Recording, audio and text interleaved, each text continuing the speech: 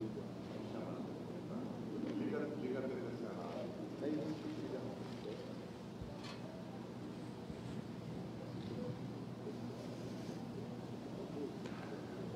a palavra, senador Requião.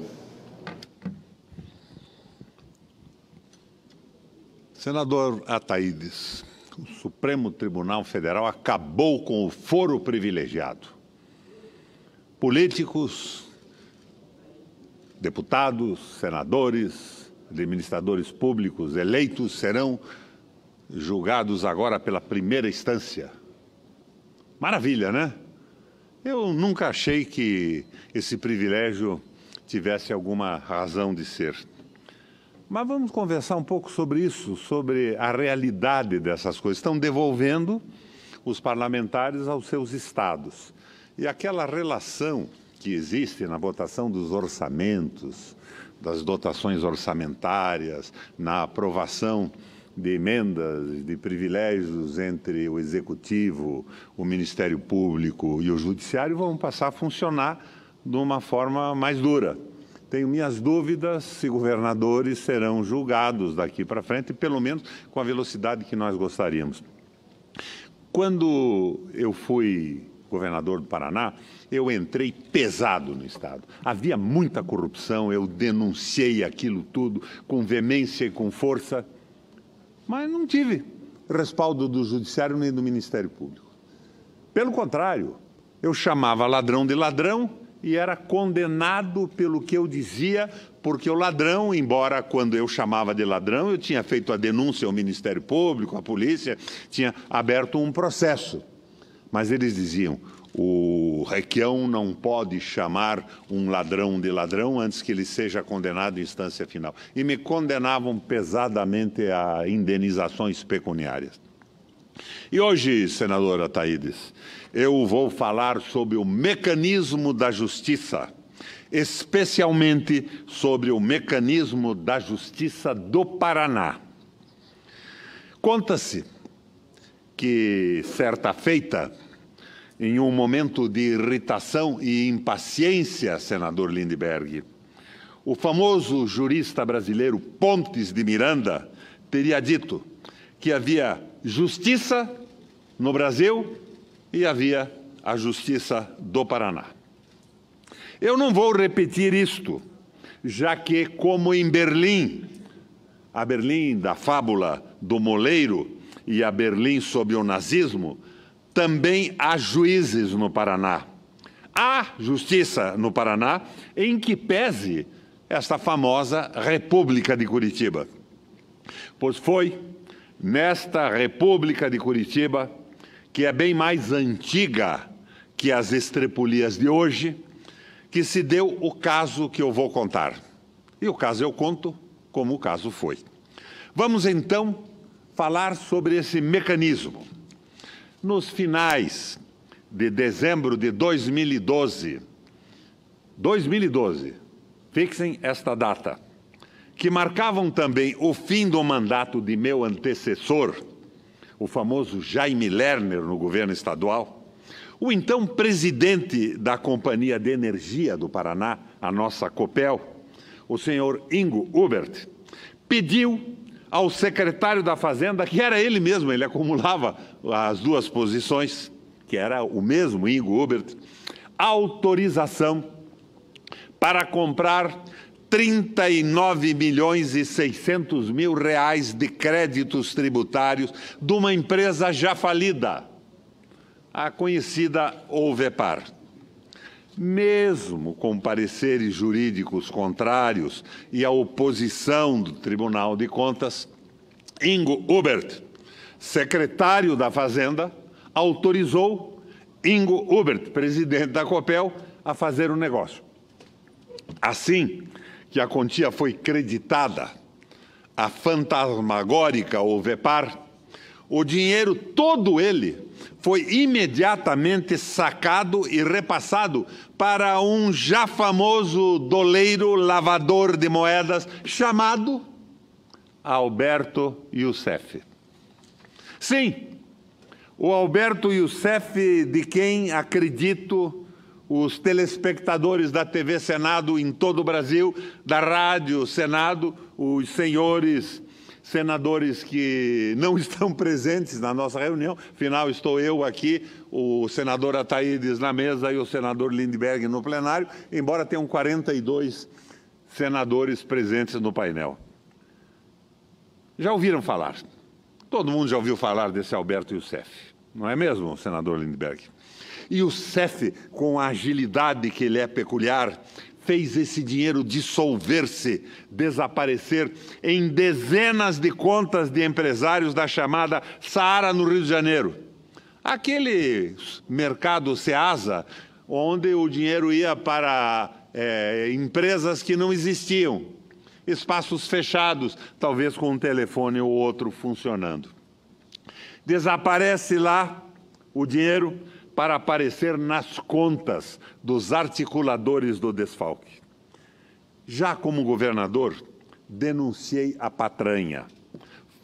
Em março de 2003, o procurador Luiz Fernando de Lázari, o nosso Lulinha é o apelido dele, que depois vai ser meu secretário de segurança, entrou com uma ação criminal contra a quadrilha. A denúncia estava fartamente documentada, inclusive com imagens de Youssef e funcionários da Copel na boca do caixa sacando o dinheiro que supostamente iria para a Ovepar.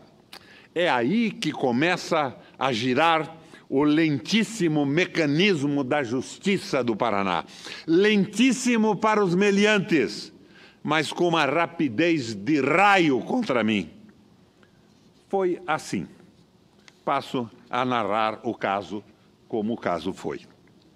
3 anos depois do assalto à Copel, em julho de 2006, depois que televisões mostraram a quadrilha sacando dinheiro na boca do caixa do banco com a filmagem do circuito eletrônico interno, depois que foram revelados no Ceasa em São Paulo que as empresas onde supostamente o dinheiro tinha sido mandado não existiam, chamei o senhor Hugo Hubert numa entrevista de ladrão. Eu era governador e me perguntaram, mas você nomeou o seu irmão secretário da Educação? Eu disse, nomeei o meu irmão secretário da Educação, foi um secretário brilhante, o mais festejado da história do Paraná, mas eu disse, era meu irmão, mas não era ladrão. O pecado é nomear ladrão num cargo público. E chamar ladrão de ladrão é um costume que eu tenho e que já me custou muitos dissabores. Chamar ladrão pelo nome é crime no Brasil, pelo menos é crime no Paraná, no Judiciário do Paraná. Ingo Hubert foi imediatamente à Justiça e pediu uma indenização pelo que eu disse. Enquanto o processo contra a quadrilha era congelado pelos mecanismos judiciários paranaenses, o Tribunal de Justiça do Paraná rapidamente condenou-me a pagar uma indenização de R$50 mil ao Ingo Hubert, que eu havia chamado de ladrão. Segundo o relator do processo, o desembargador Hélio Henrique Lopes Fernandes Lima, e o revisor do processo, o desembargador Renato Bétega, hoje presidente do Tribunal de Justiça do Paraná, ao chamar Ingo Hubert de ladrão, eu abusei, abro aspas, abusei do exercício do direito de informação e de manifestação e me lascaram uma multa. O juiz singular já havia me multado em 50 mil, eles mantiveram a multa e reduziram para 25. Mas me lascaram a multa. Para piorar as coisas, assim que o mecanismo se destravou, Ingo Hubert et alia foram a julgamento. E eles acabaram sendo absolvidos em primeira instância, porque a ação foi considerada pelo juiz de primeira instância improcedente. O Requião chamou de ladrão quem não era ladrão e o juiz de primeira instância arquiva a ação pela sua improcedência. Mas agora, nesta semana, 15 anos depois da denúncia, Ingo Ubert e companhia foram a julgamento na segunda instância por recurso de um procurador do Ministério Público do Paraná. Existem procuradores do Ministério Público do Paraná também. E foram condenados.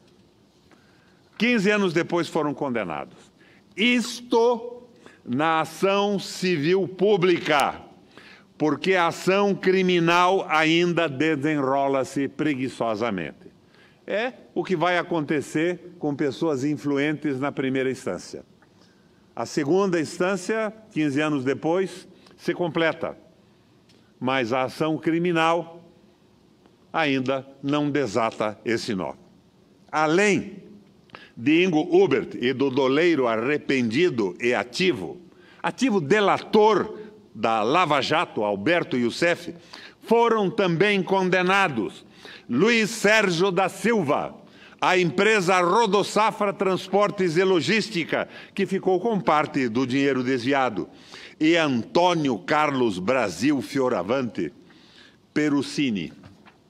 Ingo Ubert foi condenado a ressarcir o erário a quantia de R$39.600.000, corrigidos, o que resulta hoje em mais de R$100 milhões.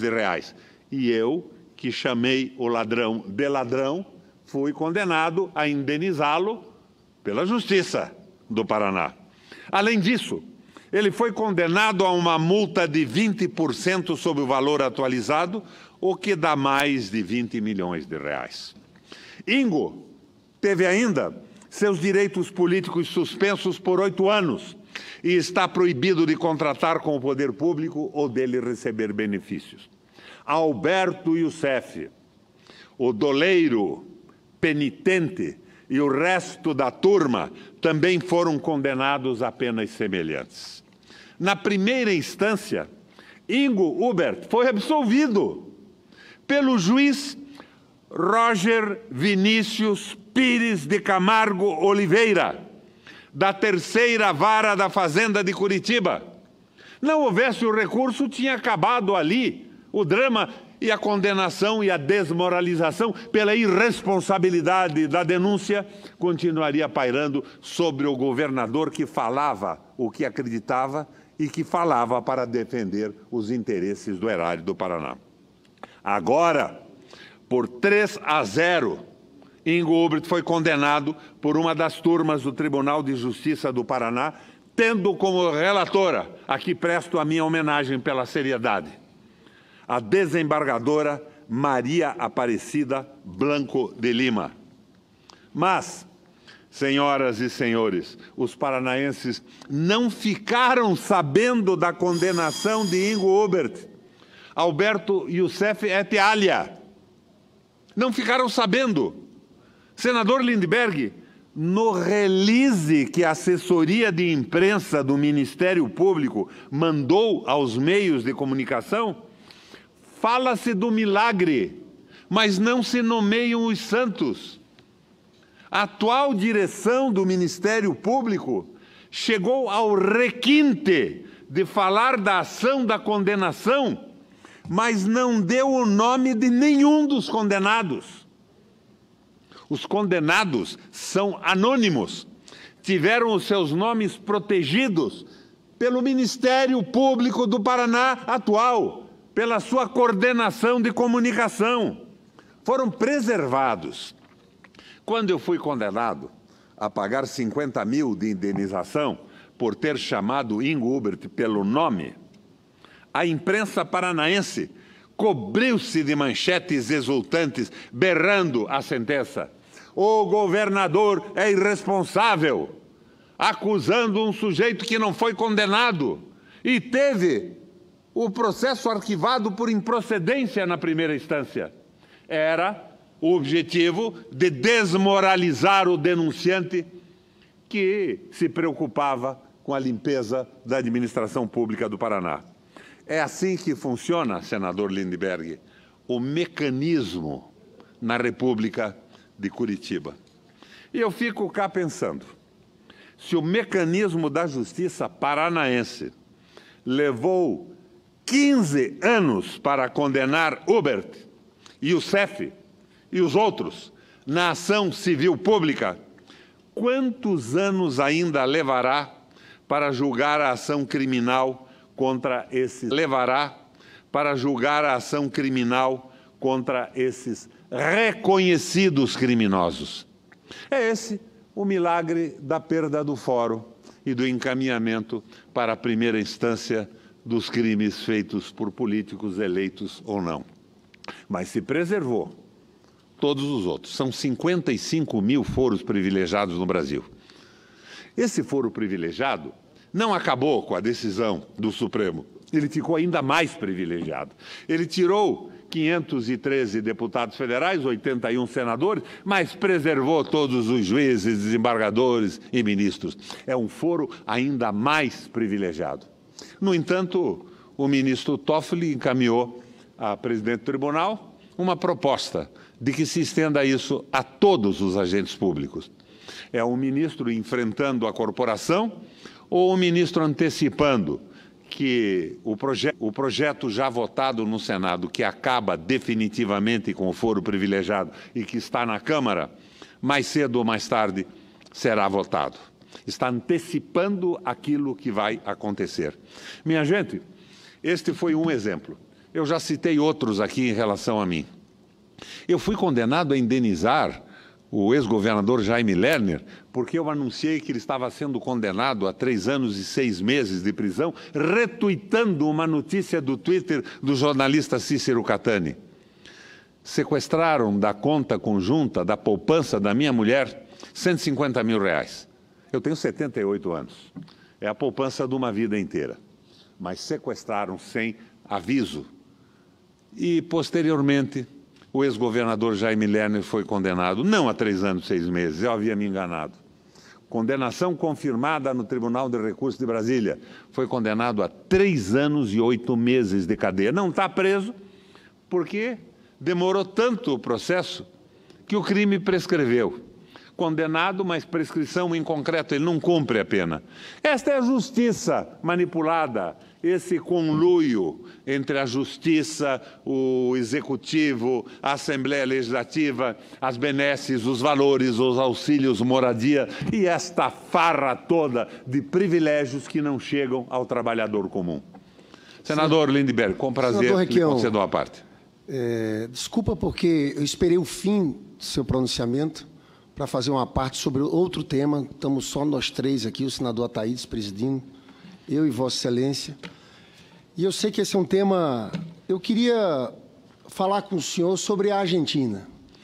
Outro assunto, completamente diferente do que Vossa Excelência falou ali. Mas é impressionante como eles bradavam... Ou seja, é uma parte à parte do pronunciamento eu queria provocar Vossa Excelência para falar desse tema. Porque é um tema extremamente instigante. Eles diziam, foi o receituário neoliberal todo aplicado na Argentina, virou o grande exemplo para esses aqui que no Brasil defendiam tal política, e nós estamos vendo, infelizmente, a Argentina voltar a pedir socorro ao Fundo Monetário Internacional. Como ocorria na época do Menem, o que foi corrigido com uma moratória decretada pela Cristina Kirchner. Então, eu vejo o fracasso dessas políticas. O que é que fizeram lá? Um ajuste fiscal violentíssimo, né? Aumentaram a taxa de juros para atrair capital especulativo, que diziam que eram investimentos produtivos. E agora 40%? Eu queria que Vossa Excelência falasse um pouco sobre isso, porque aqui no Brasil é a mesma coisa. Aqui no Brasil diziam, eu vi vários debates aqui, olha, quando tirar a Dilma, vai voltar a confiança dos empresários. Como se o problema da economia brasileira fosse de falta de confiança dos empresários. A economia está assim estagnada porque as pessoas estão sem dinheiro. 60% do crescimento econômico é consumo das famílias, senador Requião. E as pessoas estão vendo a reforma trabalhista, que diziam que ia gerar empregos, está gerando a precarização. Empregos com salários menores. Né? Então, emprego com salário menor significa capacidade de consumo menor. Juros altos significa que o mercado financeiro está sequestrando a liquidez da economia brasileira.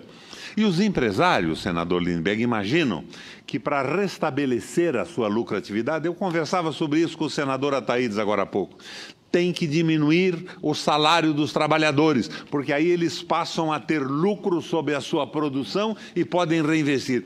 Mas esquecem que diminuindo o salário do trabalhador, diminui a capacidade de consumo da economia. Claro. E a recessão se amplia. E que o problema todo está na voracidade do liberalismo econômico, da ponte para o futuro no Brasil e na ponte do Macri que desgraçou a Argentina. O Macri agora está pedindo recursos ao Fundo Monetário Internacional, coisa que tinha sido liquidada pela Cristina Kirchner. Então, esse projeto do liberalismo econômico, senador, faliu na Europa, acabou com a Grécia, liquidou um governo na Itália, impede a governabilidade da Espanha, dificulta a Alemanha e, como um zumbi, um morto-vivo, pede asilo no Brasil, e o asilo é concedido por Temer et alia. Nós estamos num caminho errado, porque a corrupção é muito grande, e é corrupção ideológica, basicamente. A cabeça deles está corrompida. Não acreditam no Brasil. O Fernando Henrique elevou a nossa taxa de juros Selic a 45 e pouco por cento nos estertores do seu governo. O Macri não conseguiu isso ainda, ele está em 40%, mas já passa o Fernando Henrique. E o que vai acontecer com a Argentina? Vão esgotar as reservas argentinas, ele vai ter que ir para o FMI. E a conta está sendo cobrada do povo trabalhador argentino. Lá e aqui é a mesma coisa. São os Meirelles, os Goldfein e os políticos ignorantes, sem conhecimento de história, de economia, de sociologia, que embarcam nesse caminho estúpido do liberalismo econômico. E a comissão mista aqui no Senado votou autorização para vender a Eletrobras. O que acontece com a venda de uma empresa? Quem compra as ações da empresa vai querer o retorno do seu capital de forma imediata. Ele não vai investir mais. Ele vai aumentar tarifas para conseguir o retorno do capital investido. É uma bobagem monumental e é uma empresa estratégica. Eletricidade tem que estar na mão do governo, na mão da população. Veja o que aconteceu, senador Ataídes, na Califórnia, que abastecia uma boa parte dos Estados Unidos. A privatização acabou com os investimentos, aumentou a tarifa e houve um apagão nos Estados Unidos. 17 estados, se não me engano, tiveram de uma hora para outra a energia interrompida, porque não havia investimento, não havia mais energia, com preços rigorosamente absurdos. E um sistema parecido com essa estupidez do parente no preço da gasolina. Mercado livre. Era um preço de manhã, outro de tarde, outro de noite. Nós estamos afundando nessa bobagem toda do liberalismo econômico. E eu fico pasmo. O Senado vota a favor dessas coisas. Ainda hoje, um senador que eu não vou revelar o nome, me dizia, eu votei a favor porque o meu partido exigiu. E se eu não votasse a favor na comissão mista, o partido teria prejuízos. Prejuízo aonde? Cargos, emendas. Mas eu sou contra. Mas, meu Deus, somos contra o Brasil, estamos fazendo negócio em cima do interesse nacional. Senador Lindbergh, a Argentina é o Brasil amanhã. Agradeço.